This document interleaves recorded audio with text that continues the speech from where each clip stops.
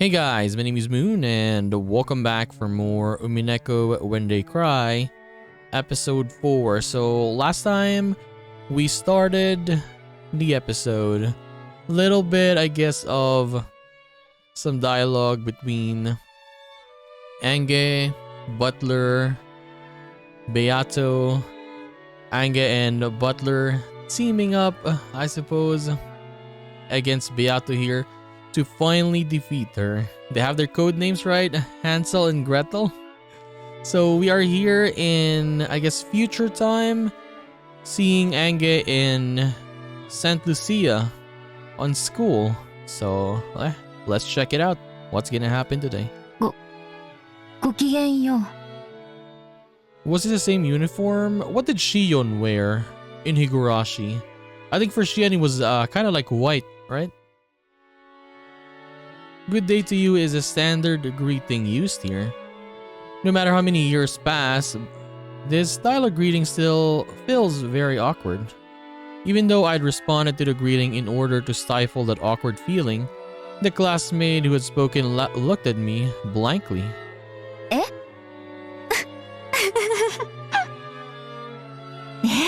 なになに？違うわよね。 Wait, is she gonna say that? I was not talking to you. Their choice of words and manner were certainly what you expect from a school for rich girls. But the actual meaning was as innocent and cruel as you'd expect from kids of that age. It seems they found it funny that I mistakenly thought the greeting was directed at me. Okay, so we got the school bullies here. No, it might be the opposite. Maybe they didn't know how to react after being suddenly greeted by the gloomy, quiet kid like me. No, judging by the gazes of my classmates who were looking this way over the shoulders and whispering to each other, it looked as though some of them considered this refreshing morning ruined. I was dark because I was disliked. So trying to not get in the way of everyone's refreshing morning anymore, I stooped lower and entered the classroom. Almost like I was cutting through the aisle in a movie theater while the movie was running. This is an old dorm school, Saint Lucia Academy. Look at this. Can you even see when you're seated that far behind? I think that's way too far. It's not a school that anyone can get into by taking a test. It's a hidden rich girls' school known of only by a select group of celebrities from various fields. For lofty nobles who truly wish their daughters could be raised like saints. Nice saints you got there. This is probably the ideal school in which to protect them from the impurities of the common world.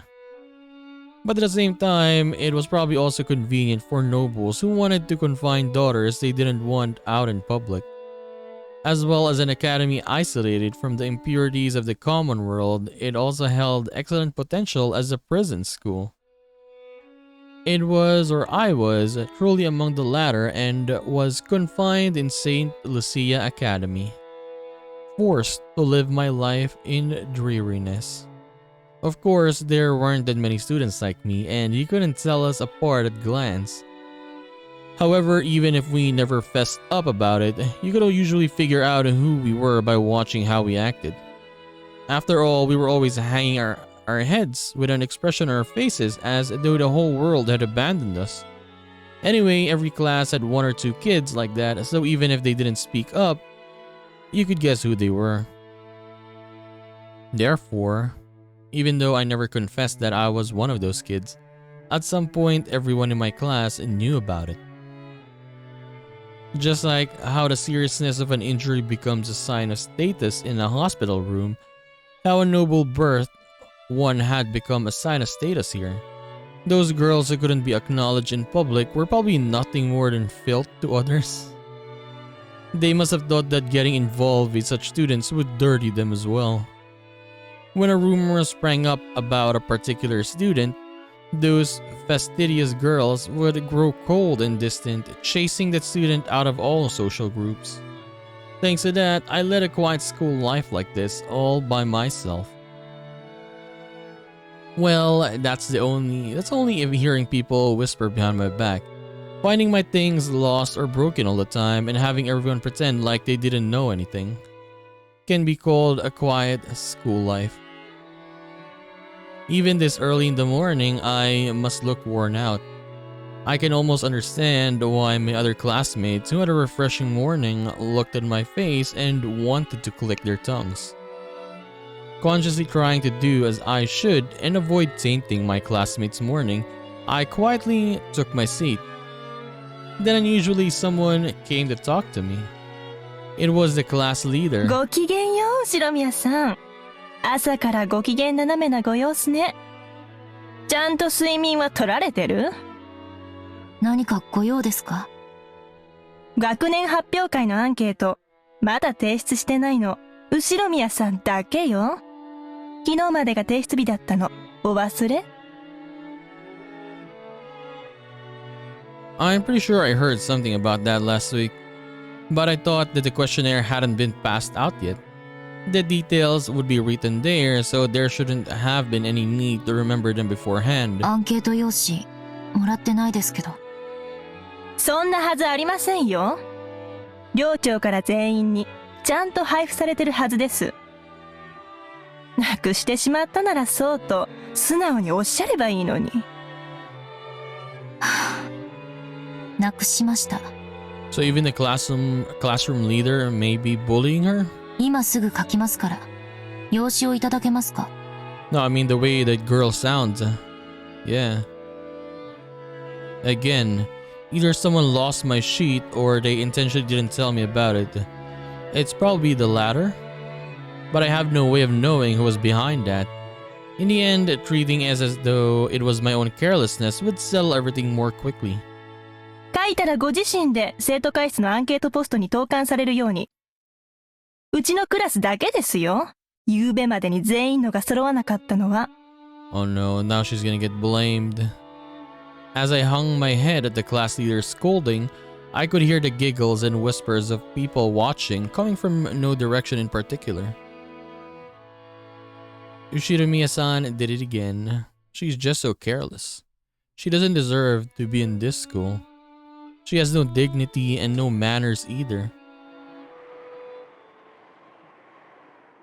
Sorry girls, but I've dealt with much more worse when it comes to unfair personal attacks. As I froze my heart and let those arrows of ridicule pass by, I quickly filled out the questionnaire.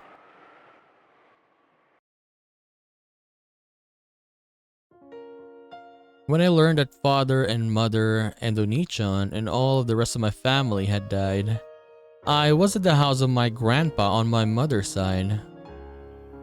The only survivor of the accident was Ushiramiya Ava. Only Aunt Ava. Even at the time, I hadn't really liked Aunt Ava. At a glance, she would act kindly. I mean, yeah. But behind closed doors, she's different. But even as young as I was, I could see that she was somehow making fun of father and the rest, and I hadn't liked it. So when it was decided that Aunt Ava would take care of me, I was pretty miserable. Maybe it wouldn't have mattered if the gentle Uncle Hideyoshi and George Oni-chan had been with me. Yes, if at least Uncle Hideyoshi was there, it would probably be much more nicer. Because yeah, Uncle Hideyoshi's a nice guy. But I hated the thought of living all alone with Aunt Ava. I'd frankly said that to Grandpa, hoping to live together in his house.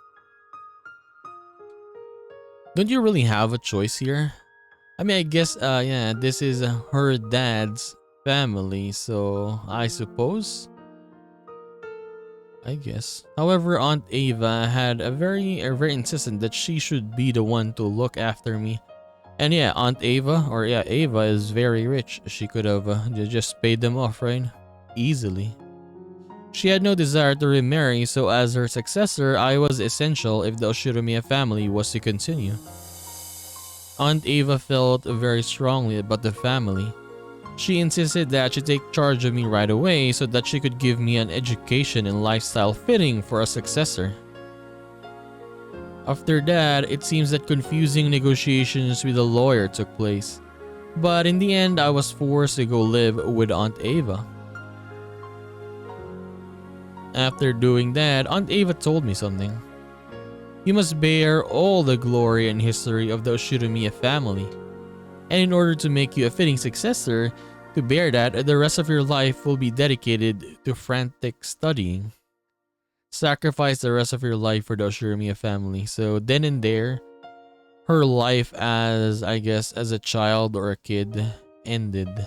And now she's training to be the successor of the family. That's what she said. At first, I thought she meant that literally, but I quickly realized that wasn't the case. Because even now, in Aunt Ava's eyes, the one most fitting to succeed her was the late George Onichan. I mean, obviously, that was her son. Yeah. At first, our first meal together, I received strict instructions and questioning about table manners, and was forced to listen to her abuse mom and dad as though they'd been neglectful in their discipline. What? And was forced to listen to her abuse mom and dad. Oh, I guess maybe back then her memories of her. Okay. She was talking like Aunt Ava is abusing, forced to listen to her abuse Kirie and Rudolph. Okay, I got that. I understood it differently. I also received the same strict instructions regarding manners at my first party, and my clumsiness had been disparaged in front of everybody, forcing me to endure insults to mom and dad as well. After that, repeated over and over, I eventually began to understand. Aunt Ava didn't really want to make me her successor. She doesn't have a choice, right? She thought George Onichan was the only one truly suited to be her successor. And she couldn't forgive the fact that it was to be me instead. So she insulted me in front of lots of people. But yeah, what is the point of this? No, I mean for Ava? George is gone. Jessica, Butler, everyone is gone. She's the only one left. What is the reason? Why are you insulting her in front of a lot of people? Like to make her, what do you call this? To make her hard? What is the term for that? To make her much more stronger? Is that it? But no, when we saw her in the tea parties, the way she insulted Anger, right? She was even saying, "I want to kill you," right? Or something like that. Yeah. She humiliated me. And she made it known exactly how I was inferior to George Onichan to both acquaintances and strangers. It's not Angus' fault with what happened in all of this stuff. Yeah, it's not her fault. Surely, in place of a memorial service for her dead son, or rather, she must still be mourning his death. I mean, you cannot really truly get, what do you call this? Especially if that's your kid. Yeah, you cannot really get past it. I mean, you can just move on, but deep inside, yes, you cannot get past it. However, that wasn't something I could endure. I couldn't possibly live together with Aunt Ava. I was kept like a pet, my life continually compared with her dead son's. I understood that even when I was still in elementary school. I tried to escape the Oshiromiya house and run off to the house of my grandpa on my mother's side. However, Aunt Ava had already foreseen that. No, thinking back on it, she might have lured me into escaping. I was caught by the guards and brought back. And for being a coward who had smeared the Oshiromiya family crest with mud and tried to throw it away, in a way that makes my whole body shake and shiver just remembering it, I was punished. How should I describe what Aunt Ava was like when she punished me? In a frenzy? Gleeful? I saw the anger and sadness of losing her beloved son, and well as the hatred and pain from me stealing that inheritance from the son who should have received it. and the dark pleasure at being able to let those feelings out on me. I was hit with all those negative emotions at once.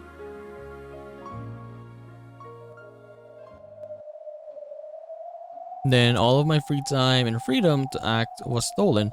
I was put under surveillance around the clock.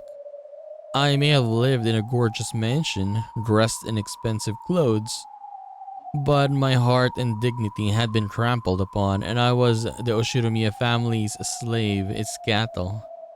Compared to the lifestyle, the derisive laughter of my classmates here was calm and pleasant. It caused my heart no trouble.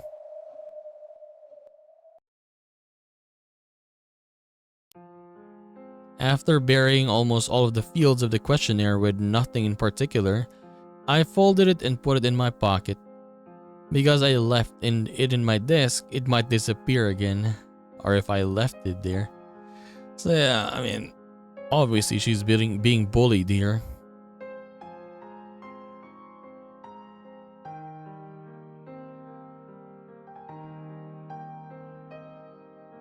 During lunch break, after dropping it off at the post box in the student council room, I finished lunch by myself as usual and headed behind the school building where no one could be seen. Only my time by myself could protect me from the derisive laughter and gossip. Since I was hated and didn't have a single friend, my time alone was the most kind to me. After checking the surroundings, bushes, to see whether some malicious classmates were hiding and threatening my time of quiet, I finally relaxed the tension from my entire body, knowing that I had gained some true peace. Then I let out a sigh. It faltered heavy, as though it was the first time I had breathed out today. My old favorite place behind the vegetable garden storehouse had been found out by my classmates, and I'd been teased, so this was my new lunchtime hideaway. There was nowhere to sit behind the school building. As I crouched near the wall in the shadow of the bushes, I opened my bag and took out a book with an elaborate old-fashioned binding. Just glancing at it, you'd probably think it was a religious book or something written in the Middle Ages. But this wasn't a book. It was a diary. Of course, it wasn't my diary. There weren't any special things worth writing. Every single day was just gray, cold, and dry. In those completely unchanging days, there aren't any changes worth writing down. This was a diary of Maria Onechan, a girl I'd been very close to. She'd been a bit strange and 3 years older than me, but Onechan was always warm and a wonderful cousin. She would always grab me by the hand and let me join in some fun games. I remember that being able to see her was the most fun part of our family gatherings. When I opened the diary, the characters, which were made fairly skillfully considering that this was an elementary schooler, were packed close together, though they were written on every other line. Was she just hopelessly obsessed with jotting everything down in her diary? Probably not. To her, writing her daily life down in a diary was probably like having a conversation with another part of herself. So rather than an object on which the events of her day were written down, Maria Onechan's diary was written like a letter to another part of herself, telling of the events of that day. I found this diary among her belongings after her death and secretly took it home. At first, I'd felt that reading someone else's diary might be boorish, and satisfied myself with just keeping it by my side. But I couldn't help flipping through the pages and reading through it bit by bit. And by now, she had become my only friend. I gently opened the page with the bookmark. マリアお姉ちゃん、お待たせ。また、お姉ちゃんのお話を聞かせて。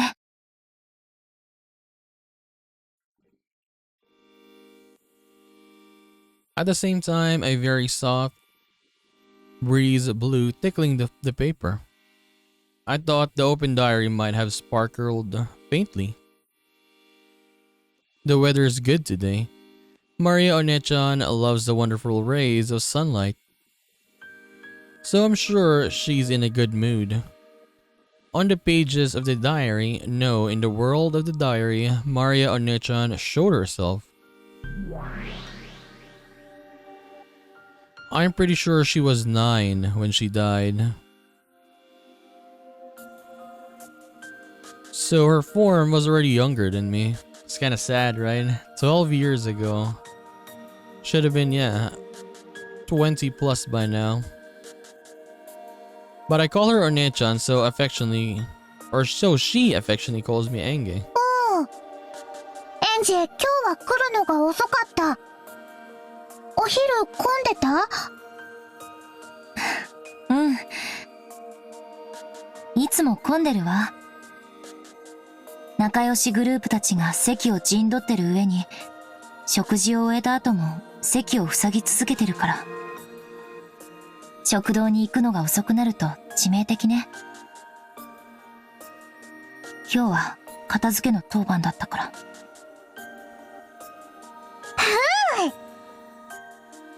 マリア、ご飯食べるの早い。早く食べ終わるとその分いっぱい遊べるな。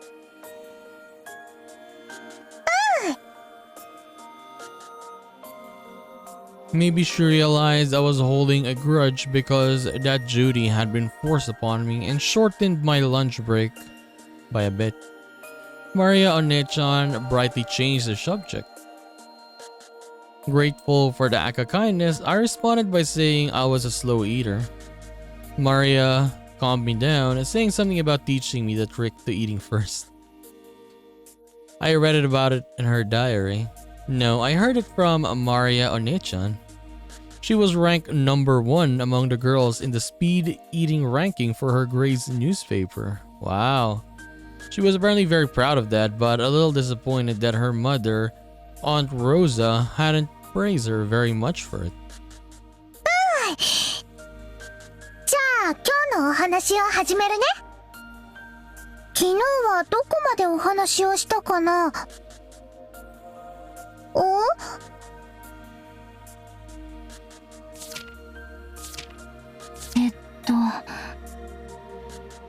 ここまでよ。マリアお姉ちゃんがサク太郎をプレゼントしてもらったところまで。サク太郎の話を聞かせてくれる約束になってたわ。サク太郎？サク太郎のこと話すよ。サク太郎はね、とっても可愛いぬいぐるみなの。エンジェもきっと気に入るよ。うん。そのお話を聞かせて。マリアお姉ちゃんにお話を聞かせてもらえる昼休みだけが学校で一番心を許せる時間だもの。マリ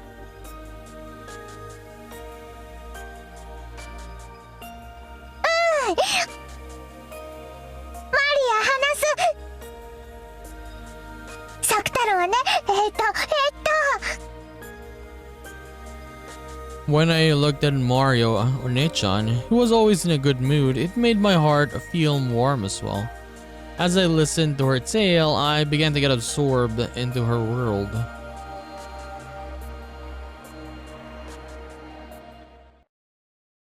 Okay, what are we gonna see? Oh, we got 4, my favorite song. Happy birthday, Maria!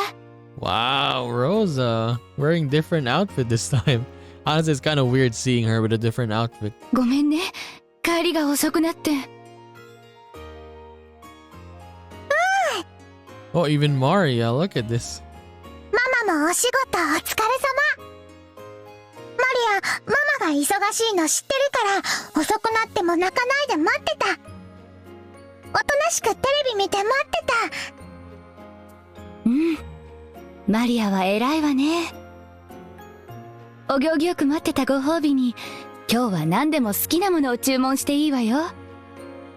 もちろん食べきれる分だけだけどね。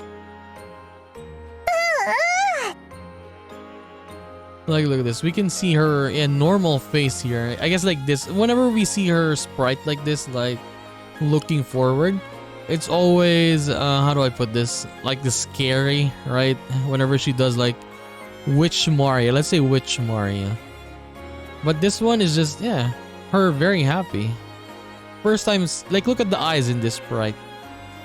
It's different. 今日はコーンスープをオニオングラタンスープに変えてもいい？ええ、いいわよ。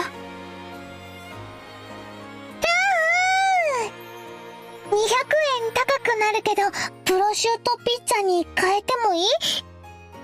ええ、いいわよ。Dude, 200 yen. Like, it's like dropping. It's like nothing to them. 本当に食べられるならね。でも、いっか。誕生日だしね。ちゃんとお行儀よく待ってたいい子のマリアにご褒美もないとね。じゃあデザートにエンチェラーダチーズケーキもつけていい？あとね、シェフの気まぐれフルーツサラダにキッズフライドポテト。メロンソーダも飲みたい。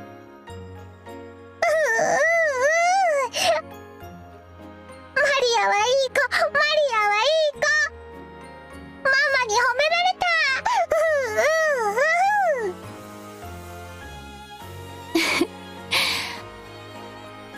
ちょっとはしゃぎすぎよ。もう少し静かにしないと他のお客さんに迷惑よ。When Rosa gently admonished her, Maria stuck her tongue out and eased up a little. But it seemed that she was having a hard time repressing her excitement at being able to eat out with her mom after such a long time.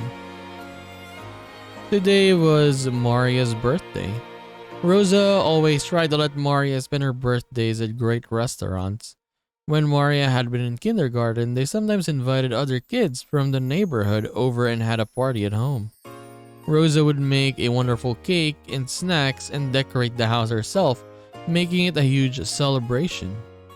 But when they moved and Maria no longer had friends in the neighborhood, Rosa had started splurging at expensive restaurants instead.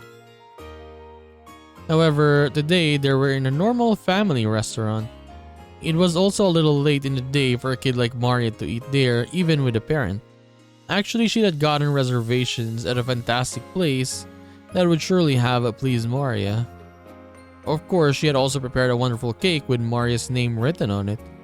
But Rosa just hadn't been able to finish up her business and had been forced to cancel. Since that plan had been traded for a local family restaurant, Rosa felt a little indebted to Maria. I mean, for kids, it doesn't matter for kids if it's an super expensive restaurant, a normal restaurant. Yeah, just you being there, that's fine.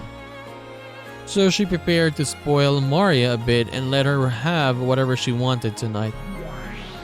マリアお姉ちゃんってあんまり食べないんじゃなかった？こんなに頼んで大丈夫なの？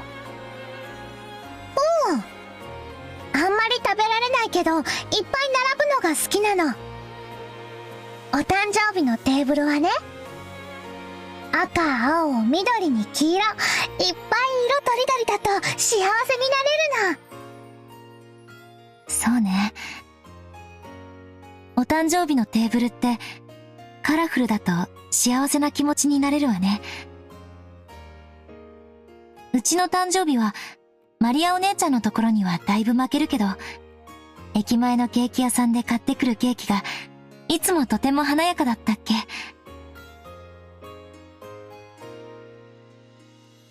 Enge thought back to her own birthdays nostalgically. Even though Dad was busy, he sometimes came home just to show up at my birthday party and then went right back to his company. At that time, I was sad, but now I understand how important I was to Dad. Of course, Mom also took very good care of me. In particular, her birthday presents were always in excellent taste, and she sometimes arranged for them several months in advance. Even though we always sent an invitation to Butler or Nichan, he didn't get along with Dad or something, so he kept not coming. So when he did come, I was really happy. The birthday parties when the whole 4-person family gathered made for fun memories that I'll never forget. おー、エンジェのお誕生日もとても楽しそうだね。バトラとルドルフおじさんがすごく賑やか。ワイワイキャッキャ。あ、バトラジュースかけられてる。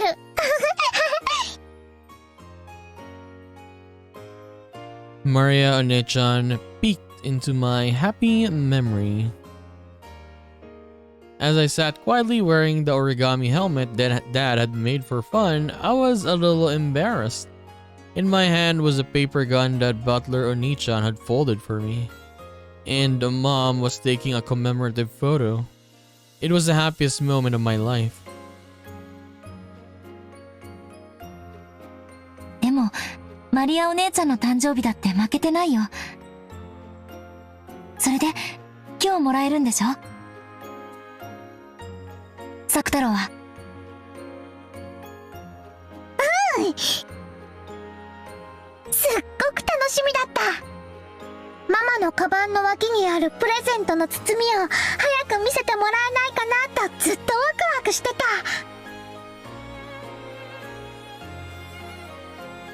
Sakutaro is the name of a stuffed animal that Mario was received that day. For quite some time before then, Aunt Rosa had been making a stuffed animal to give Maria as a present today. Hearing that it was a cute lion, a stuffed animal, Maria One-chan had already given the name Sakutaro even though she hadn't received it. Today, she was looking forward to meeting Sakutaro even more than her own birthday.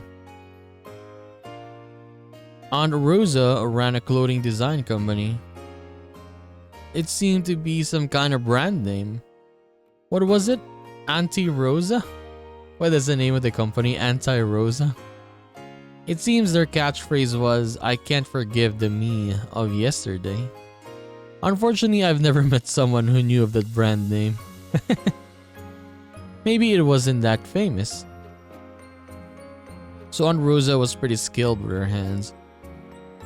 I heard that she made some of the clothing she wore herself.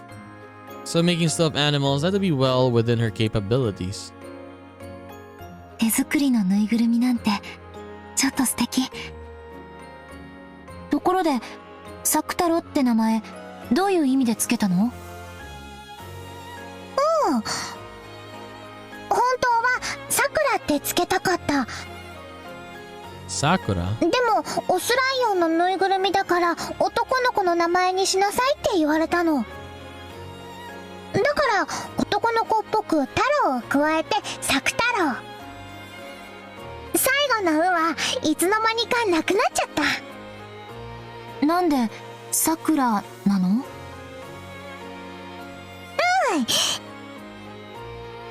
テレビアニメの主人公の名前。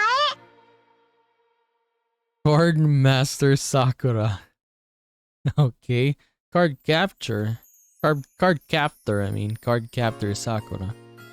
It was the name of the main character in a TV anime that was popular at the time. The fact that she simply borrowed the name of a character she liked was, how should I say it, as innocent and cute as you expect from someone that age. ママ作太郎まだ。作太郎も一緒にお誕生日混ぜてあげたい。プレゼントはいつも最後でしょ。今広げると汚しちゃうわよ。食事が終わるまで我慢しなさい。じゃあ早く食事を終わらす。As soon as she proclaimed that, she started tearing into her meal. Aunt Rosa got mad at her, saying that was rude. It seemed that she'd expected this would happen right away. I also thought that given how straightforward Mario was, that was probably what she'd do. So it was kind of pleasant when my expectations weren't betrayed. In the end, Aunt Rosa lost to her daughter. or lost her daughter's eyes, which were sparkling with anticipation. Cleaned up the table and took out the long-awaited wrapped present. ハッピーバースデーマリアなかなか時間が取れなくてあまり上手に作れなかったんだけど。ママの手作りなら何でも嬉しい。サクタロー、サクタロー。Aunt Rosa spoke a bit humbly, but Maria Onechan was happy even before the opening of the wrapping. I could really understand that feeling. It's not a problem of quality. Just the fact that it was a handmade present was more pleasing than anything because yeah, someone made it for you and yeah, that's really nice. 開けてもいい？開けてもいい？本当はお家に帰ってからにしてほしいんだけど、ちょっとだけよ。ちょっと見て挨拶したら一度しまうのよ。ちゃんと挨拶するのはお家に帰ってからにするのよ。ここはお外なんだからはしゃいじゃダメよ。約束できる？約束するする。だから開けてもいい？開けてもいい？ママ。はいはい、ちょっとだけよ。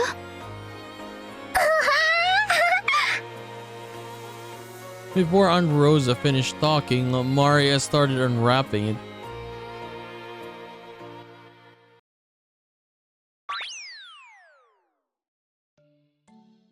Sakutara's adventure. Dude, this Sakutara, it looks like what character was it? What anime? It was Bleach. What was the name of the character again? Yeah, the one that looks like a stuffed toy as well. The one that looks like a lion. Kon, I think it was Kon was the name. But yeah, it kind of looks like him, right? What appeared was a slightly blank-looking lion stuffed animal with a cute round eyes and a white chest. It was about the size of a small pillow. It looked pretty big next to someone as short as Maria Onechan, but it probably wasn't that large. From the perspective of someone who didn't know better, it would probably look like something cheap bought from the department store or something. But to Maria Onechan, it was her mother's handmade stuffed animal, the only one of its kind in the world and irreplaceable.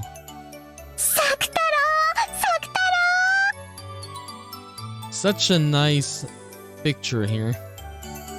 Such a nice picture.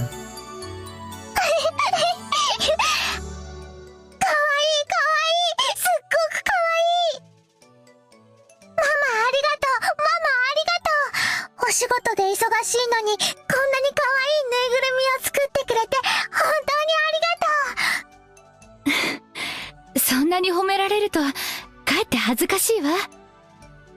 全然時間が取れなくて大したものを作れなかったの。本当は抱えきれないくらい大きなのを作るつもりだったのにね。これでいい。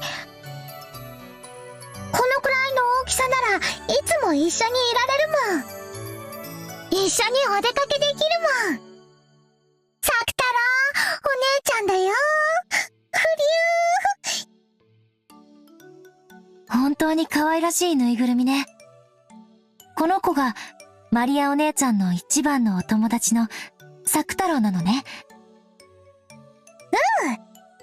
学校には一緒に行けないけど、お家ではいつも一緒にいる一番のお友達なの。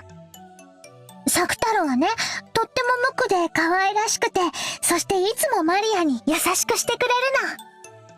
マリアに元気がない時には励ましてくれて、マリアが元気な時は一緒にいっぱい遊んでくれるの。だからマリアはもう寂しくなんかない。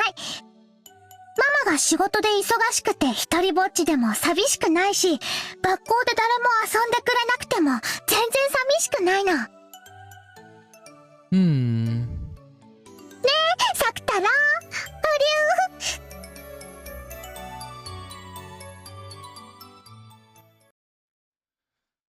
At the school, Maria One-chan had lived in the same kind of environment as I did. Compared to the other kids in her class, Maria One-chan's tempo was always a little slow.